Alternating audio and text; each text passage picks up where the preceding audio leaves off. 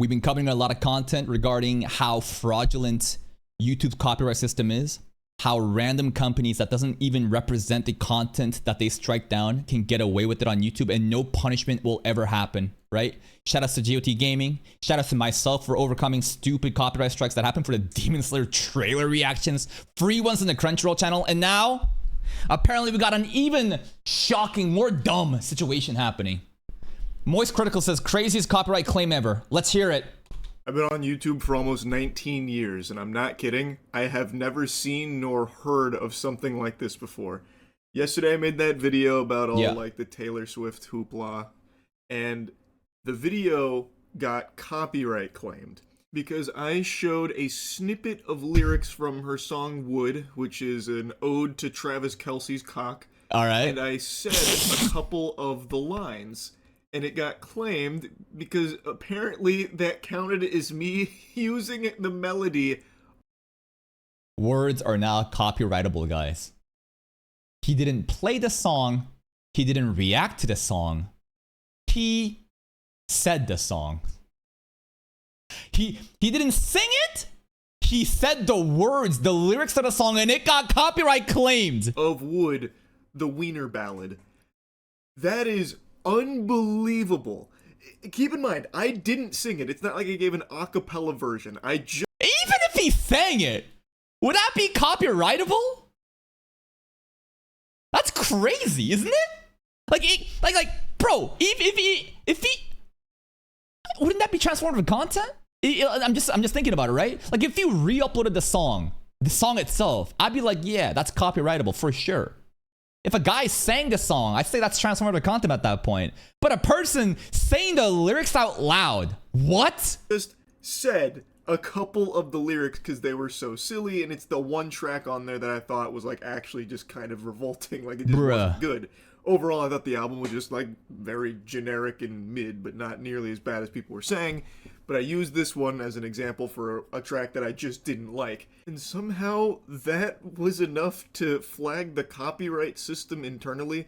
Now, it's not like a strike or anything. It's not the biggest deal in the world, but I just found this so... Again, right, you guys need to understand the difference between a claim and a strikes. A lot of people still seems to get these two mixed up. Claim, not that big of a deal. We can get over it. It's usually share revenue like what he just showed. Demonetized as in the video is no longer making money. You can have also just the claim can also block a video, meaning it's, you can't see the video anymore. A strike, again, way more insidious. Videos taken down, gone. And if you get 3 strikes, you're gone. Your channel gets terminated. Any channels associated with that channel gets terminated. You're banned off of YouTube. So fascinating that now we split revenue on that video because I said some of the lines. Again, I didn't even sing it. All I did was say like a redwood tree, not hard to see. Dick learned to pee, put soap in my eyes. Uh-oh, we're gonna get copyright claim for this now, guys. GG revenue. To remix it here a little bit, just out of fear that this might get claimed if I say it's over. The full lines. Like and speaking of soap, by the way, our vanilla scent is available now at usecheeky.com, best soap in the universe.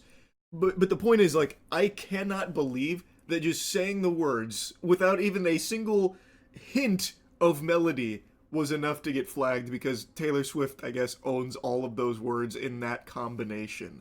That's wild to me. Same. Now, I do know, of course, that you can get copyright claimed by doing like a cover of a song, or if you're like singing the hook to a chorus of a mainstream song, sometimes that'll, flag internally. Like, I know that happens, but this is so far removed from that because not only was I not singing, it was only like maybe 10 seconds of that section of the song too that I said. It's mind-blowing. It is crazy. Like, there's no music or anything there.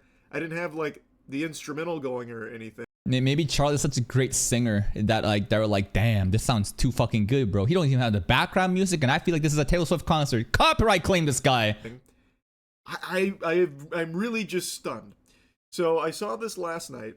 Obviously, I decided to take action just to see if like Taylor Swift's legal team was gonna fight tooth and nail about me stepping on her toes by reading her copyrighted words. I guess she owns these words now. But I took action, and it has been overturned, which is nice. But I do wonder, for a channel that doesn't have the, ability to fight back against a claim like this, would it have stuck? Like, would a smaller channel, you know, maybe like a Swifties fan account, still have this claim? I don't know. I'm just surprised that it was even allowed in the first place. Since when are words forbidden to use because an artist used them in their songs?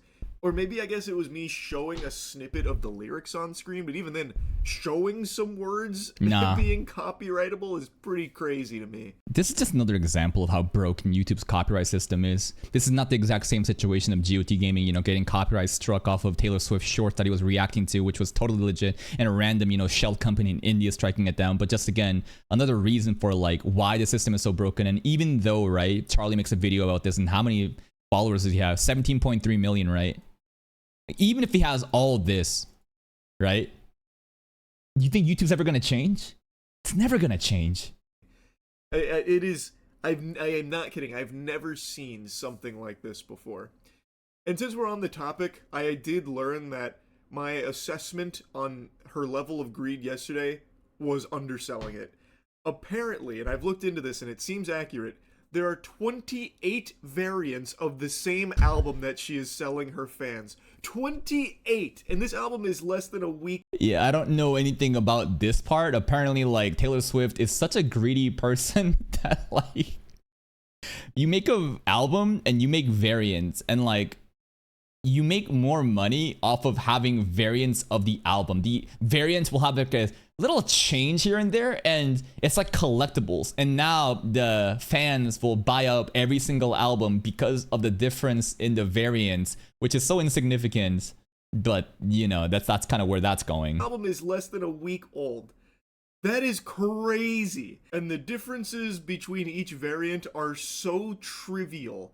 Like, it's usually like a different cover or a different name, such as my personal favorite, The Crowd Is Your King edition, parentheses, Summertime Spritz Pink Shimmer Vinyl Target exclusive. Huh? That seems a little excessive to me, but I've seen a lot of defensiveness from Swifties that have purchased every single one of them.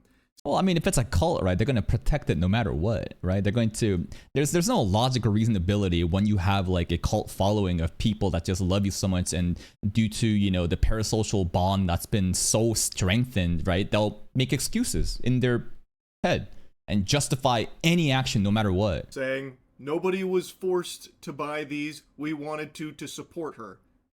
I mean, she's a fucking billionaire. She doesn't need you to buy 28 copies of the same thing. But again, it is your money. You spend it however you want. You could wipe your ass with it. It doesn't bother me. You can waste your money in whatever ways make you happy. But come on, there is no justification for why Taylor Swift is selling 28 and ongoing. It seems like she's planning to introduce more variants. Copies of the exact same album to her fans. At this point, I think he's just complaining about, you know, the variants. I was mostly interested in this video about specifically the copyright stuff that's going on, because again, shout outs to Luke, man. Holy shit, what a tragedy. You know, copyright system on YouTube being so abused, so fraudulent. People that don't even own the fucking content can strike people down off of making a fake company, and, you know, their livelihood goes up in the smoke. But this is a very silly one, but a very, it's still so ridiculous. Imagine that, bro. You didn't sing the words. You didn't play the song.